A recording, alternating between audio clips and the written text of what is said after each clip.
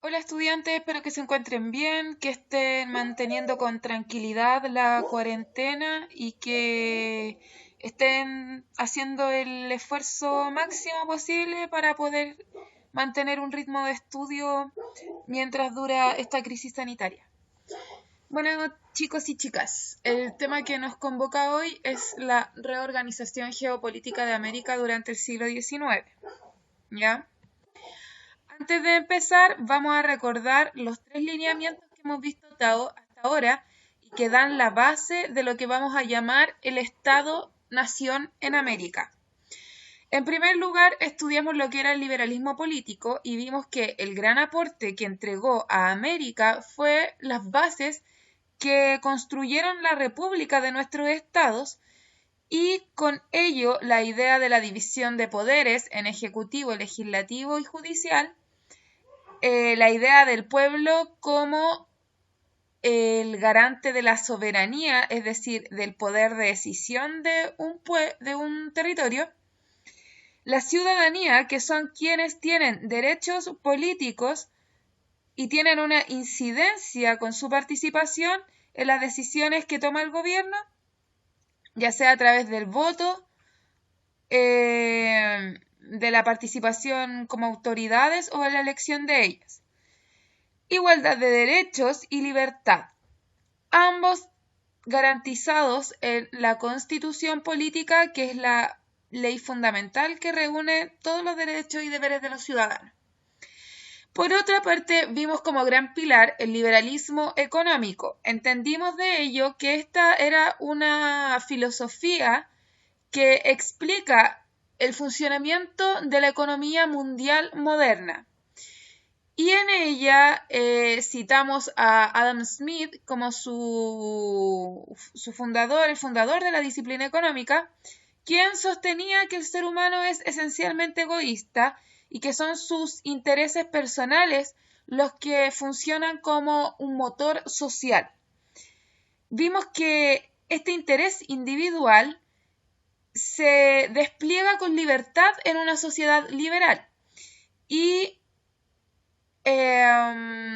esta libertad se desarrolla en el mercado que Adam Smith entiende como el principal espacio de encuentro social, donde las personas se relacionan para comprar o vender bienes o para ponerse de acuerdo en organizar empresas, organizar el trabajo, organizar la satisfacción de todas las necesidades de las personas. Por otra parte, entendimos dentro del liberalismo económico que el Estado no tiene, según lo que señala Adam Smith, el Estado no debería tener ningún tipo de intervención más que la de garantizar la convivencia entre las personas a través de los mecanismos de seguridad y de represión para aquellos que no respeten el orden público. Por otra parte, vimos que la clase social que se encargó de darle un orden al Estado y darle un empuje al funcionamiento del liberalismo económico mundial fue la burguesía. La burguesía se va a instalar a lo largo de todo el mundo occidental como la nueva clase política y propietaria que va a cooptar el poder del Estado. Ellos van a ser la clase social en ascenso que va a tener el poder político, por lo tanto la conducción de los países y del nuevo ordenamiento mundial. Como ellos van a estar en la cima del poder, también van a cooptar la idea de cómo las personas debían comportarse y ser. O sea, ellos van a formar un modelo de la cultura y van a expandir su ética del trabajo y de la meritocracia a través de los sistemas estatales de educación y también de los sistemas privados de educación, ¿ya? Ellos toman también como herramienta el pensamiento científico como una forma de desarrollar al ser humano y también de desarrollar la economía a través de la tecnología y del saber. Vamos a centralizarnos entonces en entender en esta clase el concepto de Estado-nación que surge durante el siglo XIX post-independencia. ¿Cuáles son los criterios que se utilizaron para unir territorialmente a un Estado-nación? Y vamos a entender esta idea del unir entre comillas, porque no va a ser un deseo por parte de toda la población que habitaba América Latina el querer unirse en un Estado-nación, sino que va a ser el proyecto de la burguesía, de la élite criolla, que va a querer organizar a la población que habitaba en América bajo sus idealismos, ¿ya? Entonces, desde la burguesía, desde los criollos, se entendía que el Estado-nación era la expresión de una comunidad humana que compartía características culturales colectivas similares, como por ejemplo hablar la misma lengua, tener la misma religión. Esta comunidad debía decidir cómo organizarse y su base era la Constitución. Los elementos base entonces del Estado-nación va a ser el territorio, la población, el orden jurídico y el gobierno. Para poder hacer cumplir estos elementos centrales, la burguesía lo que va a hacer es apurarse por querer delimitar el territorio que correspondía a cada una de las repúblicas y también por redactar una constitución que estableciera el ordenamiento de este territorio.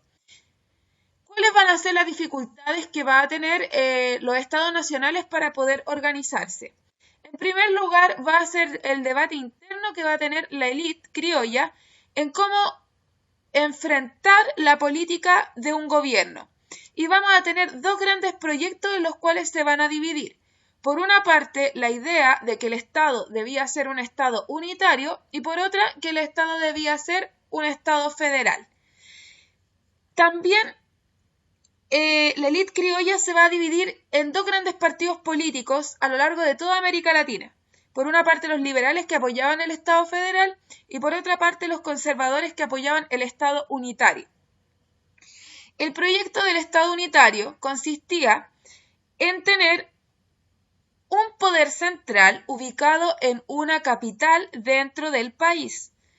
Este poder central era algo así como la continuidad de la autoridad del rey, que ahora va a estar expresada en la autoridad de un presidente, pero un presidente que va a tener el poder ejecutivo, pero además mucha incidencia en el poder legislativo y también en algunas ocasiones incluso en el poder judicial. Otra característica del Estado unitario va a ser que va a contar solamente con una constitución, a la cual debe ser obedecida a lo largo de todo el territorio. Y este territorio va a ser dividido en regiones o provincias cuya finalidad va a poder ser hacer más óptimo el poder el poder central del Estado, ¿ya? Pero no que estas provincias o regiones vayan a contar con autonomía. Muy por el contrario, el Estado federal va a tener un gobierno central, pero también va a permitir que las regiones se desarrollen o federaciones se desarrollen con autonomía, con tanta autonomía que cada federación o región va a poder tener su propia organización de la división de poderes, o sea, van a tener sus propios tribunales, van a tener su propio presidente o un primer ministro y van a tener también su propio Congreso. De esta manera, las regiones o federaciones van a tener, si es que lo deseaban, una constitución propia que va a tener que estar en coherencia con una constitución principal que va a unir al país. Este sistema unitario que va a estar liderado por los conservadores va a prosperar como proyecto en países como Chile, como Perú y como Bolivia. En cambio, vamos a tener que el proyecto federal liberal va a triunfar en países con amplia extensión territorial como lo son Argentina, Brasil y México, donde incluso en sus federaciones o regiones ellos tienen una policía independiente. Acá tenemos, a modo de comparación, esto en el presente, que se mantiene hasta el día de hoy, un mapa de la administración político-administrativa de Chile, donde nuestra centralidad, es notoria en cuanto Santiago concentra la mitad de la población de Chile y es en ella donde se encuentra el poder ejecutivo y el poder judicial. Las instituciones principales están ubicadas acá. Y tenemos en la región de Valparaíso, que está al lado, el poder legislativo con la presencia del Congreso, ¿ya? Por lo tanto, somos un país literalmente centralizado.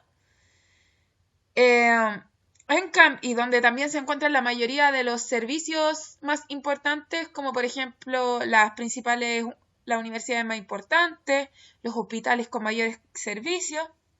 Todas las instituciones están altamente centralizadas en la región metropolitana.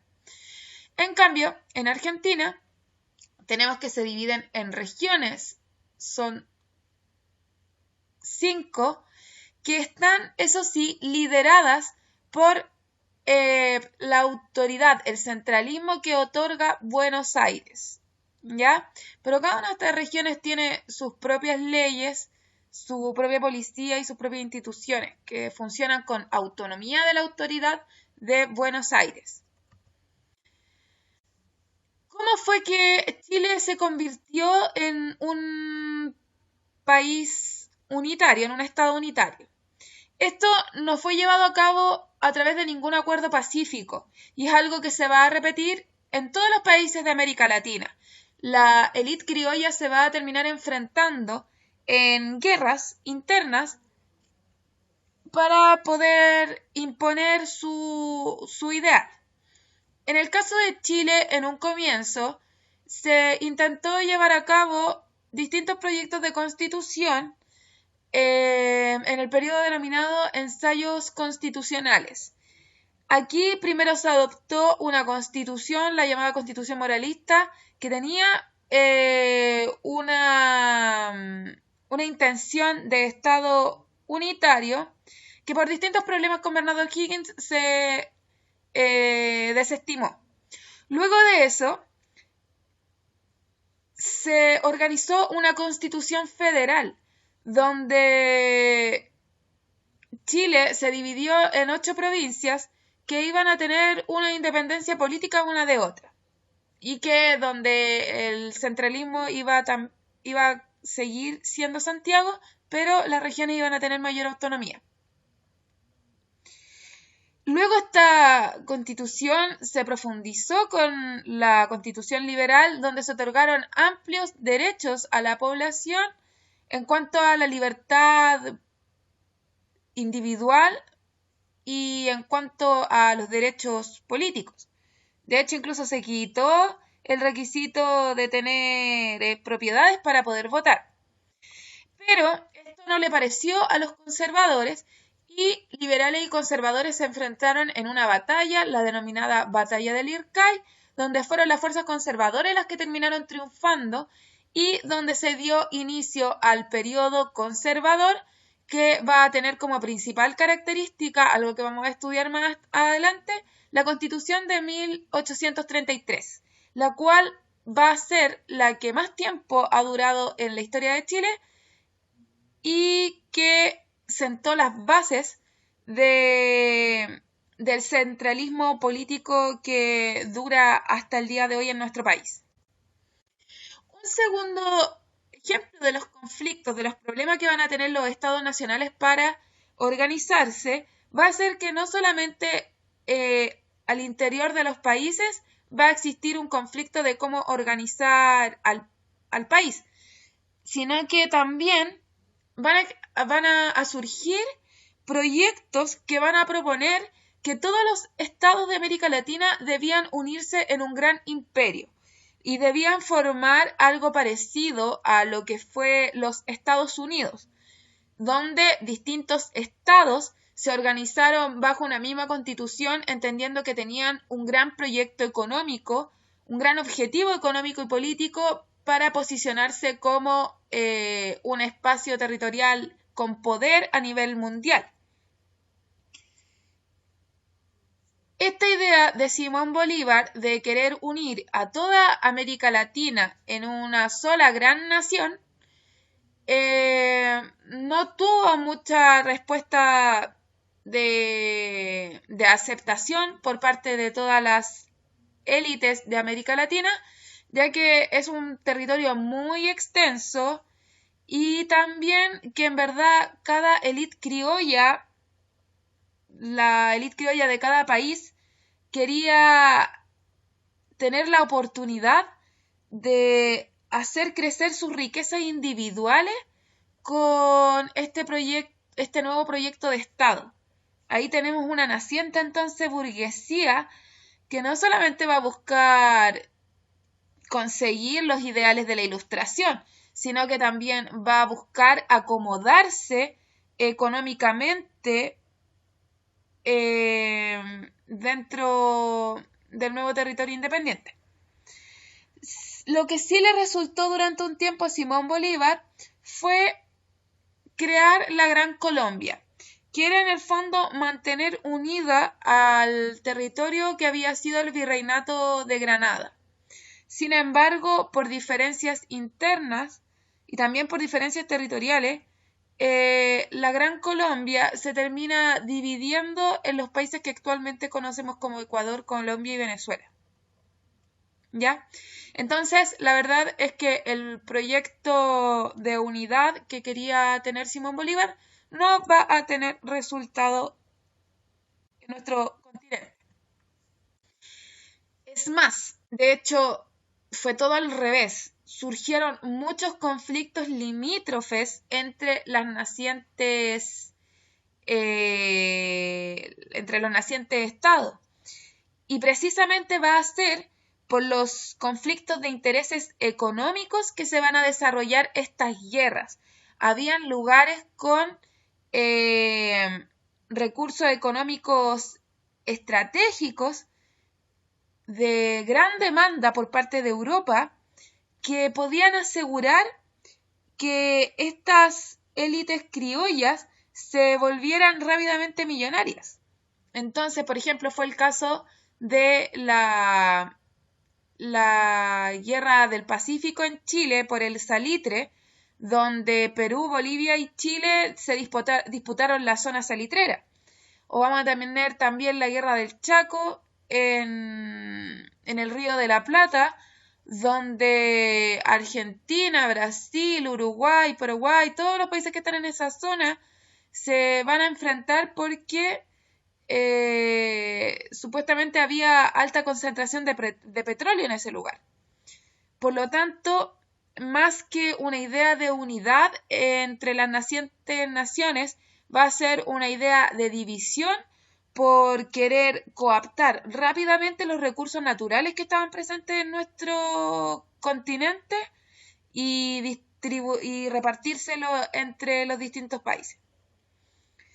Tenemos también lo que sí o sí se dio fue que los antiguos virreinatos se dividieron. Por ejemplo, el Virreinato de La Plata se dividió en Uruguay, Paraguay y Argentina, y parte de su territorio también quedó en Bolivia. Y el Virreinato de Nueva Granada terminó siendo dividido, como ya señalé, en Colombia, Venezuela y Ecuador. El del Perú se dividió entre Perú, Chile y parte en Bolivia.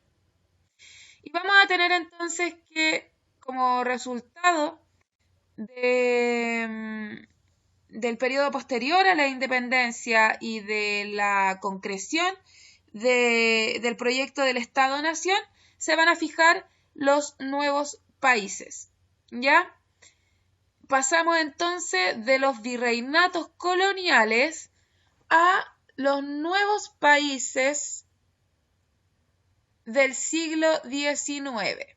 Ojo, que el mapa que puse acá corresponde al siglo XIX, no al mapa actual. Si se dan cuenta, por ejemplo, Chile cuando recién se independizó, llegaba hasta la zona de Valdivia como máximo. Hacia el sur, en la denominada Tierra del Fuego, no había ocupación ni de Argentina ni de Chile. Vamos a ver en las próximas clases, en la próxima unidad, cómo fue que estos estados nacionales terminaron de expandirse sobre el territorio americano que no había logrado ser conquistado por los españoles. Lo mismo ocurrió, por ejemplo, en el caso de Brasil hacia el interior del Amazonas, territorio que hasta el día de hoy no ha logrado ser colonizado del todo y que aún siguen existiendo pueblos indígenas que hoy en día se encuentran en peligro de extinción debido a la expansión económica de Brasil. Y también tenemos, por ejemplo, que Perú aparece con un territorio distinto al que posee actualmente, ya que ellos también entraron en un conflicto limítrofe con Ecuador. También estuvieron en guerra. Lo mismo ocurrió con Bolivia y Chile. Si se dan cuenta, este mapa conserva la salida del mar que tenía Bolivia y también Bolivia tuvo un conflicto bélico con Paraguay por definir también su propia frontera. Lo mismo Argentina con Uruguay. Por lo tanto, no vamos a entender el periodo de la formación del Estado-Nación como un periodo de calma, sino que como una continuación del conflicto armado, pero ahora ya no con los países, con España, sino que entre los mismos países de América Latina. Y por último,